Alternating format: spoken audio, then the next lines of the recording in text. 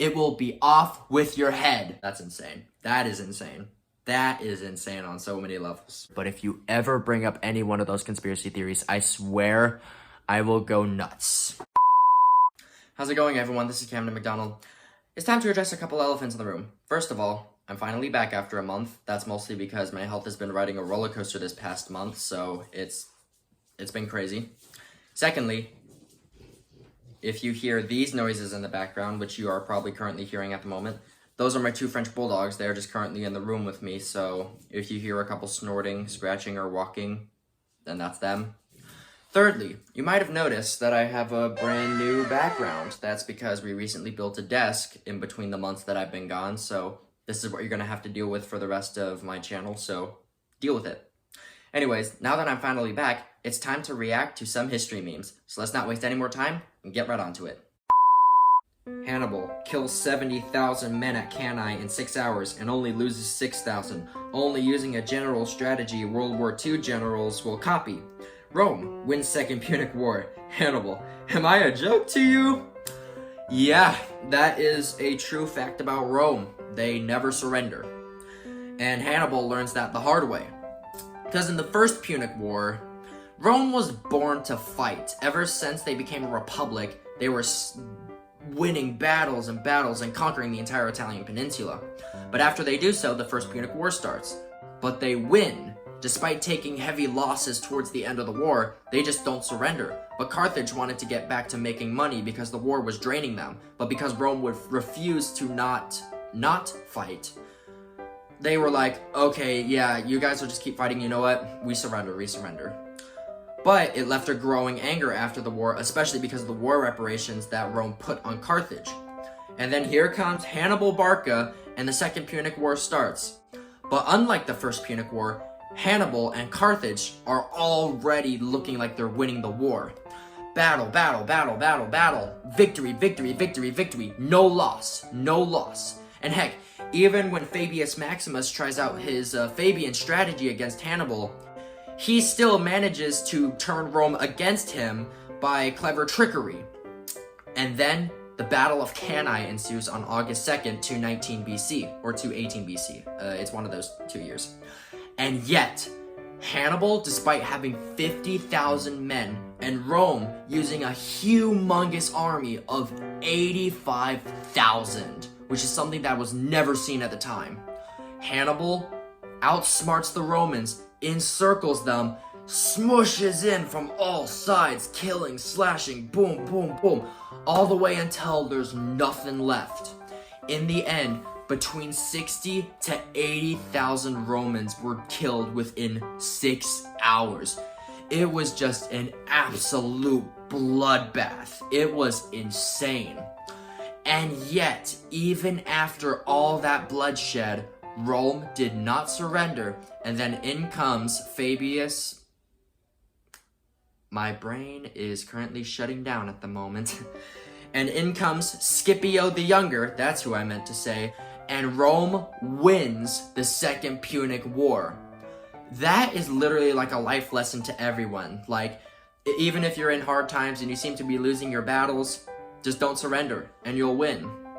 That's basically what Rome does. And Hannibal definitely must have been shocked to see that Rome, despite everything that they've been through, they did not surrender, and because of that, they ended up winning. What are you doing at our border? Mind your own business. Yeah, that's true. And it makes perfect sense as well if you understand the background of it. So, Hitler, in the middle of his Lebensraum plan, he already annexed Austria and Czechoslovakia. He now turned his eyes towards Poland. But when Britain and France realized this, they were like, hey, if you invade or even set a foot in Poland, we are gonna declare war. This was a problem for Hitler, you see. He planned to continue moving eastward towards Russia. But if Britain and France joined in the war, then he would be fighting a war on two fronts. He did not want that to happen because he realized that was a disadvantage, because that is exactly how Germany lost the First World War, because they were fighting on two fronts and they just couldn't afford to keep going. So Hitler thought about it for a moment and then was like, hey, how about I make an alliance with Stalin? So I won't have to focus on the East for now, and I could only focus on the West. So that's exactly what he did. He made an alliance with Stalin, and together they both swept into Poland and split it between the two of them. Then Britain and France entered the war, but Germany quickly swept France out of the war. But Britain was still a little thorn in their side, but they just decided to brush them under the carpet for now. But then, in a massive plot twist no one ever expected, with 3 million troops, Germany marched into Russia and started moving east. And Russia was like, "Hey, what are you doing at our border?" And the Germans were like, "Mind your own business. We're just annexing you and making you a part of us." Oh my gosh. The Hindenburg, static electricity, Titanic, and iceberg. Oh, I don't know why I like this so much. I just do. Seeing the Titanic labeled as Hindenburg about to hit an iceberg, which is static electricity. Well, that's kind of true, but there's a lot more to the chain of disasters because Captain Max Pruss saw that the wind was changing direction, so he decided, we're not going to hit the mooring mast, so let's make a sharp left-hand turn to compensate for it. But the structure right here, because the engines were right here, making a sharp turn, it caused the structure right here to warp and flex, which caused one of the metal bracing wires, which were right in between the two gas cells, to snap and rip the fourth one open, which started pouring out hydrogen into the oxygen-filled room.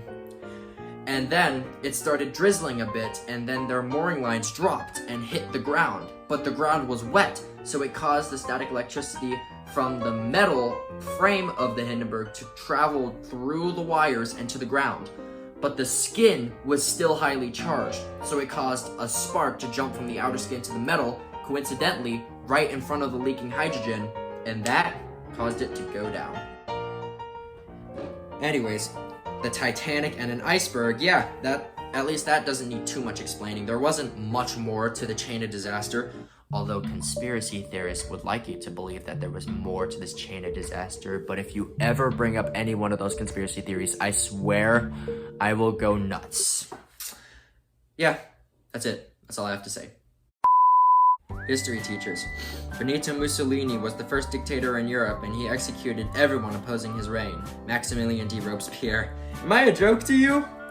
Honestly, I didn't really think of it like that, but it makes total sense. He technically was a dictator because after France got rid of their absolute monarchy and turned into a republic, it kind of turned into a 12-man dictatorship with Robespierre as its leading voice. And he was very traumatized. He was probably kind of traumatized by what the revolution had brought on and all the bloodshed it did, even though he was kind of in support of it.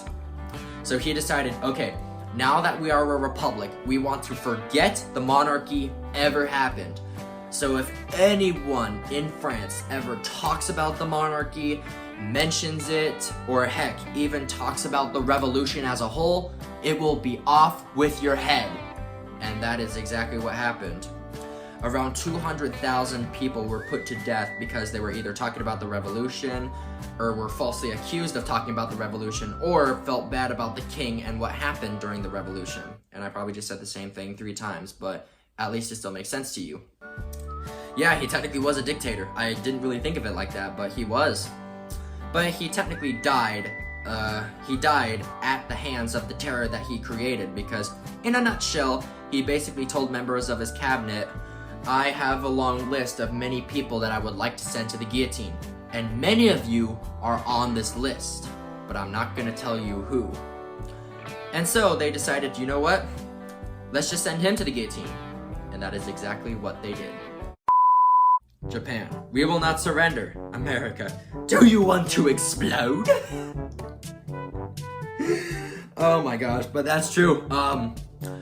During the brutal island hopping campaign, when they finally captured Okinawa, I think it was the name of the island, which was the last island before they would reach the Japanese mainland, they successfully captured it.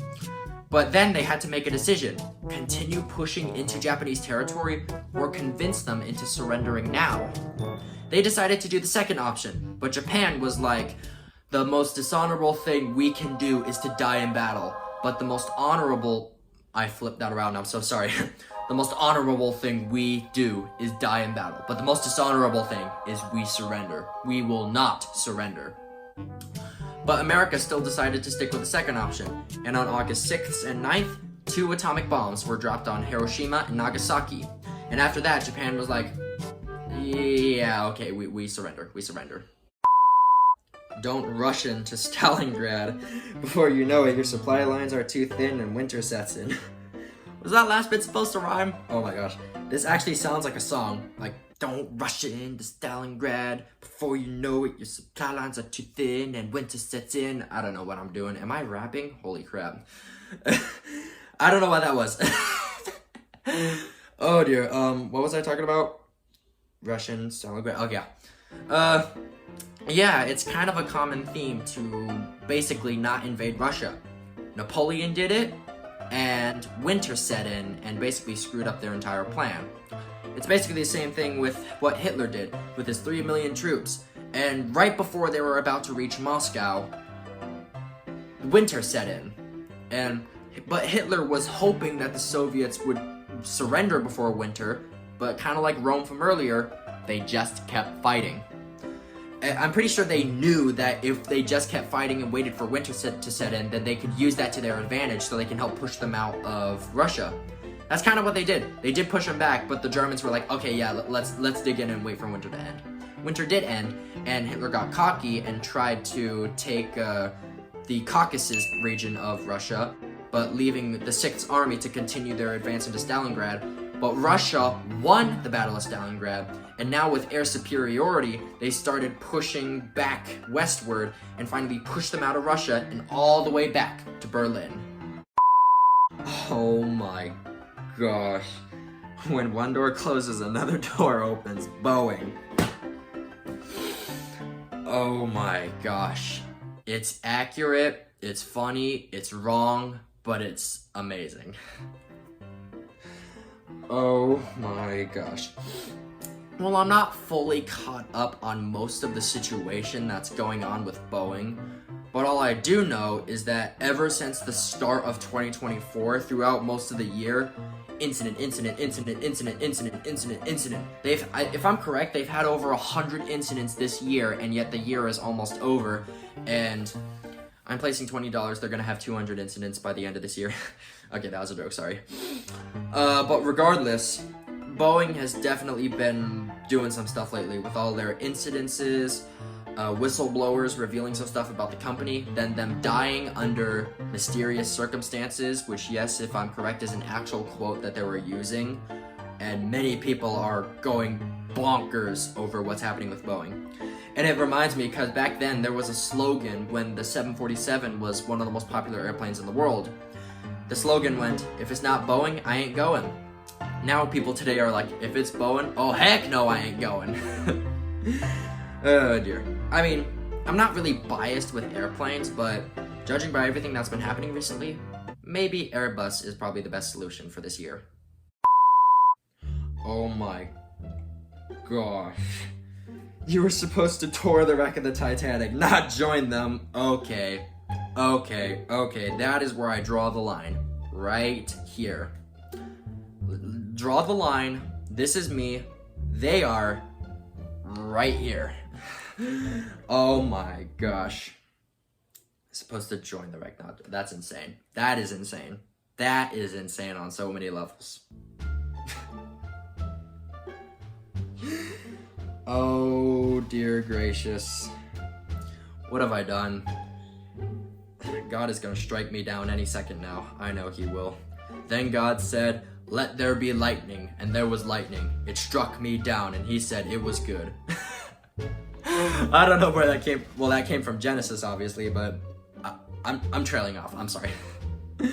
Memes completely break my brain, and that right there was just a perfect example of it. Oh my gosh. Alright guys, well that concludes episode 5 of me reacting to history memes. Thank you all so much for watching. I really enjoy looking at these memes, laughing, and educating you on what they mean.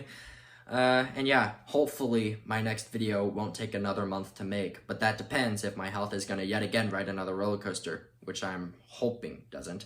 Alright, thank you all for watching, and I'll see you all in the next video. Peace.